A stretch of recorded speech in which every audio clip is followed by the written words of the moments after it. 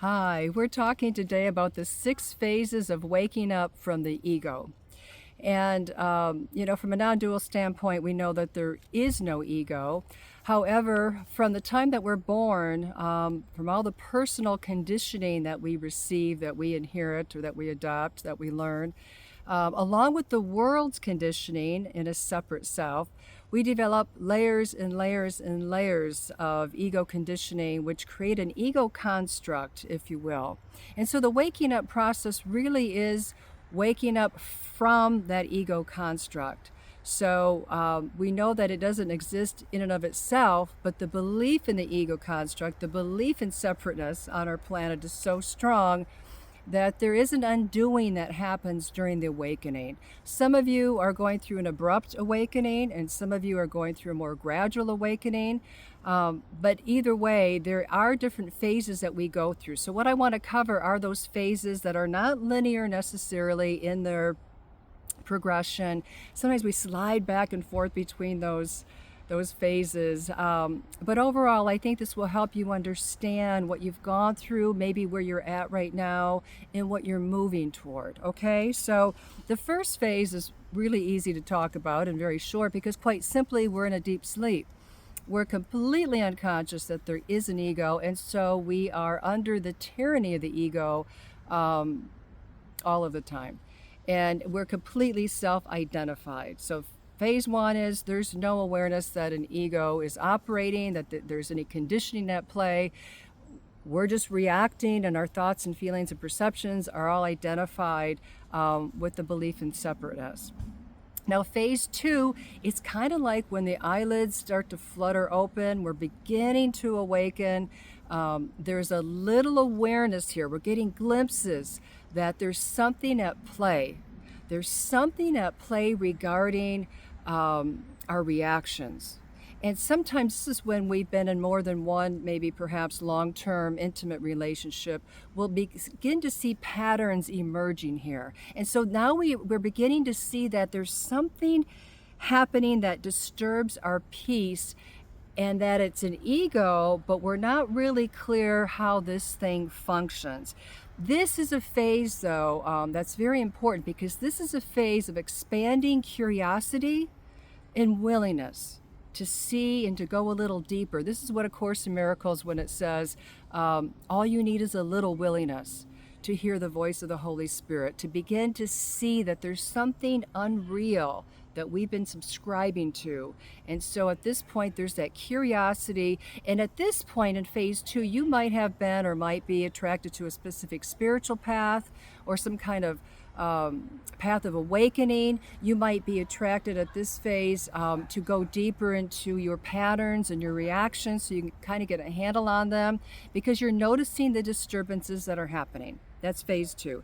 In phase three, we're going through an increasing expanded awareness. This is a game changer here. Phase three is when we are clearly seeing the predominance of the ego, and now we're seeing how it operates. Now we're getting a real sense of like, wait a minute, there's certain thoughts that create certain feelings. There's certain feelings that are creating certain reactions. We're beginning to see, and are clearly actually seeing at this point now, because phase three can last a long time. There's a long and winding period. It's kind of the halfway place to full awakening, of abiding in our true nature all of the time. So there's a lot going on in phase three. We're really seeing now that we don't like it when the ego seems to have us. And again, there's no real ego, but there's the belief in this construct that seems to control us. But at this phase, you no longer like these disturbances to your peace. You might even be getting down on yourself or beating yourself up for how you've been reacting to a situation. You're definitely seeing that there's certain so-called negative reactions you're having that you don't like. And you're seeing that it happens in certain ways and that there's conditioning tied to it. So see, phase three is so important because now the grip of the ego construct is beginning to loosen its hold. There's a lot of discomfort that might be playing out in this phase, and that's a good thing, because without this discomfort, it's unlikely that we would go any further, and that we would really be able to move into the full awareness of who we are. This is a phase also when we're moving into wanting to really, at this point, the seeker is really coming on strong. And at this point, we might be motivated to do whatever it takes to wake up and be clearly awake and to abide in our true nature and to pure being and to pure awareness and to keep experiencing more and more elongated periods, if you will, of peace and a pure contentment. Because see, they're showing up in this phase.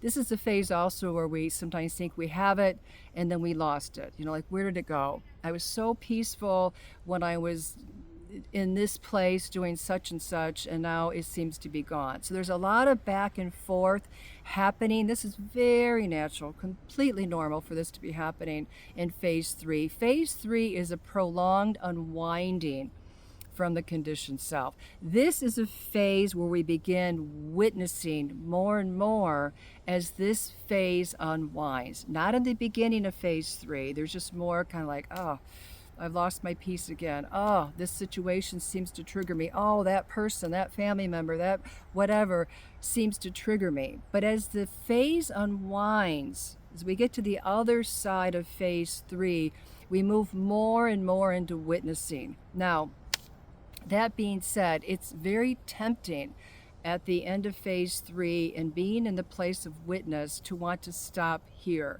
Because as we move into more and more witnessing, and we're not grabbing onto what's happening to any situation or circumstance, and we're not resisting any feeling or thought or circumstance, any situation. As we're moving more and more into that witness mode, there's a lot of relief. That's one way to put it. There's a lot less suffering happening in this phase. And it could feel really amazing for a while. But again, it's only halfway. It's kind of like a halfway house. If you're aware, if you've been through any kind of treatment for addiction, or you know somebody who has, then you'll know that in the beginning there's a lot of stuff coming up, a lot of conditioning, a lot of discomfort that has led to addicted thinking. And that can go on for a while, and then you're sometimes moved into like a halfway house or a sober house, and now you're living in a place that's not in the rehabilitation center anymore, the treatment center. So there's freedom, but you're not yet living independently sober. And so there's this transitional time. So this phase, as appealing as it could feel from the relief that we get from witnessing to stay here, we're not yet home. The ego construct is still alive. It's just not as strong. But because the relief feels so amazing, we're tempted to stop here. And a lot of people do stop here, but we're not done yet, because now we're moving into phase 4. And in phase 4, there's an expanded awareness of consciousness that leads to deeper neutrality, that's sustaining itself. There's still sometimes when we're reacting in this phase, if there's still like an ego bout or upset that appears, we see how the separate self, the ego, benefits from that old conditioning. It's where the personality still is kind of hanging on, and we see that when we react a certain way and the ego kicks up, we see how it seems to benefit this belief in separation. This could be also challenging at this time, this phase, because there's a lot of disillusionment that comes up between the 3rd and 4th phases. It's kind of like, oh, what I used to get so excited about, not happening now. Or, oh, what used to make me happy just doesn't seem to work anymore. And what used to really bother me or cause me pain and suffering doesn't happen anymore either. We can almost feel very flat at this point. However, there's also an undoing of the unconscious. There's a purging of the unconscious that's happening. And so we'll still see at this phase, this fourth phase of neutrality, the unconscious kind of emptying its content. So you'll still see old reactions come up, but now you see it as just a reaction. This continues into the fifth phase of presence. When the ego bouts happen, we are clearly not identified with them, but that doesn't mean that you won't have experiences of anger. I mean, there is no you, right, at this point. There's a clear understanding that the you that you thought you were doesn't exist. However, the conditioned emotional responses, reactions, thought patterns are still, they're clearing themselves out. And this needs to take place. It doesn't happen all usually in one fell swoop. I mean, for very few people it does. But for most of us, there's this clearing and purging that's still happening. So a disturbance will happen, but you get, oh, but that's not me. That was never me. That was just something that I thought was me and I bought into. And that was all part of the ego construct. Now, phase 5 is also really important because this is a phase where the ego timeline no longer has its stranglehold over you. Time is one of the greatest weapons that the ego uses. In the fifth phase, this really begins to dissolve greatly. And so, from my own example, let me just share with you. It's like when I think of the past, whether it's 20 years ago or 20 minutes ago, and I'm not exaggerating, it all feels very surreal and very dreamlike. Yeah, it's like if I don't write something down, I'm so present that if I don't write something down, I will not remember it. It's not aging, it's not dementia or it's none of that. It's part of the awakening process. So if you're going through it and it's concerning you, don't worry about it. It's just we're so present that we're no longer beholden by the shadows of the past. That's what it is. So negative memories from the past and so-called positive, happy memories from the past, it's almost like it never happened. Even memories that I used to find really upsetting from when I was really young. There's no edge anymore. The timeline memories don't have an edge like, oh, that happened when, and there's this timeline around it, and that was clearly then, and this is now. All that edge is gone. It's gone. And likewise with the future, I was a big planner. I planned experiences. I planned the next experience from something as simple to hosting a dinner gathering, to a trip, to my next growth experience, wanting to expand beyond my comfort zones. All that's gone. There is no future, and there is no past, and there never was. And every time you even think about the past, you'll notice the past changes, your perception of the past changes based on where you currently are. So your present state of consciousness dictates how you see the past. So see, the past can't be real, can't exist. And the future doesn't either. If you are imagining the future, whether it's a future concern or a future event, it's just your imagination because it doesn't exist. It's all happening right here, right now. Right here, right now. This is all we have. This is it. So if you're like me and you're in that stage of Post-its where you've got to write down everything or put it in your calendar and your phone or whatever to remember what you're going to do next, join the club because this is part of the awakening process. This happens it's happening throughout the different phases. Again, they're not just, one rung of the ladder to the next one. It's not a linear process. It's more of a circular process that's unfolding. And you kind of move in and out for a while until you get into the sixth phase. And now in this sixth phase, there's no more in and out. There's a stabilization that is happening, and you are rooted and you're abiding in the awareness that you are, the truth of your being, that infinite, invisible, unconditional loving consciousness that you and I are. We're very aware of our oneness now. And if you see separateness, like 8 billion plus separate bodies of humanity on the planet, and then all the separate species of animals, now we're in the trillion number figure, you know it's just an appearance. It's like the mirage. It's the water in the desert. It doesn't exist. It looks real. It certainly sounds real. It can feel really real, the separation, but it's just an appearance. And likewise, there's no inner outer worlds either. There's no more edge to your inner experience and your outer experience. You are very clear now in this sixth phase that it's all one arising, happening against the backdrop of pure awareness, of consciousness.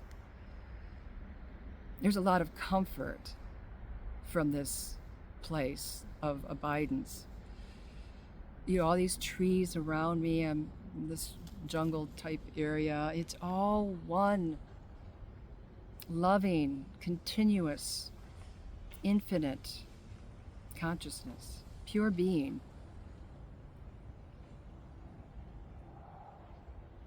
In this place of abidance, in the sixth phase where there's no more sliding in and out, there's a stabilization that happens. There's great, profound peace. Actually, I get quite moved just thinking about it because I feel it. In this phase, we are so aware of our oneness that to see something happen like war in the effect it has on the planet, on children, on adults, on humans, on animals, the devastation, it feels just very painful. So there's still pain that emerges. There still could be anger that emerges, but it's not personal. It's because of your awareness that we're all one, that you feel it so deeply. It doesn't stick. There isn't suffering that comes with it. There's no more prolonged feelings of pain. But you will still, I think some people think once we're in this phase of pure abidance of our true nature, it's just pure bliss. Well, there is bliss, but it doesn't mean we don't feel. We're connected. When one of us suffers, we all suffer. In this phase, though, there's an incredible liberation. The ego tyranny no longer has any hold over you. And if ego is popping up for different reasons, again, just old conditioning that hasn't yet quite died out completely, or the ego sneaky, likes to come in through the back door and it doesn't want to dissolve. Even when it does arise, again, like I said, you see it clearly. You're very clear that, oh, here you go again, trying to come in, trying to convince me. It's Maya, it's the illusion, but you see it so clearly, there's just no staying power. So these are the 6 phases that we tend to move in and out of until really the first 5, until we get to this 6th phase. And this is where the stabilization is taking place. I hope this has been helpful to you and that you really know and really, really take in deeply that you are pure, loving, infinite consciousness. Thank you so much, and namaste.